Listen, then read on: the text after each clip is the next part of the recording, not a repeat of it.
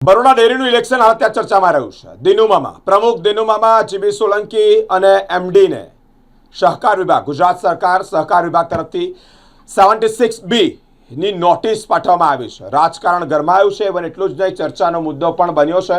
અનેક નેતાઓમાં આ ચર્ચાનો વિષય પણ હાલ ત્યારે જોવા મળ્યો છે. બરોડા ડેરીના ઇલેક્શનને લઈને માહોલ ગરમાયો છે. બરોડા ડેરીના પ્રમુખ દિનુમામાં ઉપપ્રમુખ જીબી સોલંકી અને એમડીને ગુજરાત રાજ્યના સહકાર વિભાગ દ્વારા નોટિસ આપવામાં આવી છે. 76B અંતર્ગત આ નોટિસ આપવામાં આવી છે. ઓડિટના અહેવાલમાં દુરસ્તી બહાર આવી છે. પ્રમુખ ઉપપ્રમુખ દૂધ સંઘના કાર્યક્ષેત્રની દૂધ મંડળીઓને સંઘ સાથે જોડાવા માટે અને દૂધ ઉત્પાદક પ્રોત્સાહન આપવામાં નિષ્ફળ ગયો તેવી પણ વાત સામે આવી છે. બરોડા ડેરીની સામે ચૂંટણી અને એ ચૂંટણી અંતર્ગત 76B ની નોટિસ મળતાની સાથે ડેરીના રાજકારણમાં ખળભળાટ જોવા મળ્યો છે. નેતાઓની ચિંતામાં વધારો છે. રાજકારણમાં પણ ગરમાવો જોવા મળ્યો છે. રજિસ્ટર ગુજરાત રાજ્ય ગાંધીનગરથી નોટિસ આવી છે.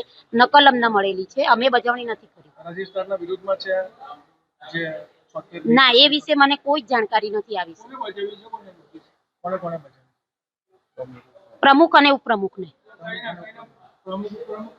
કઈ ડેરી કઈ છે? બરોડા જિલ્લા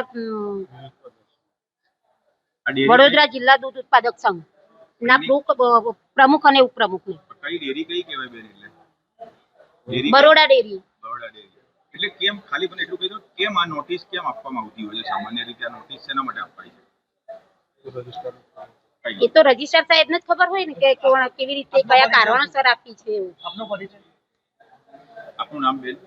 હું જિલ્લા રજિસ્ટ્રારમાં કાર્યાલય અધિક્ષકના ઇન્ચાર્જમાં છું. નામ શું? ભાવનાબેન પટેલ. Thank you.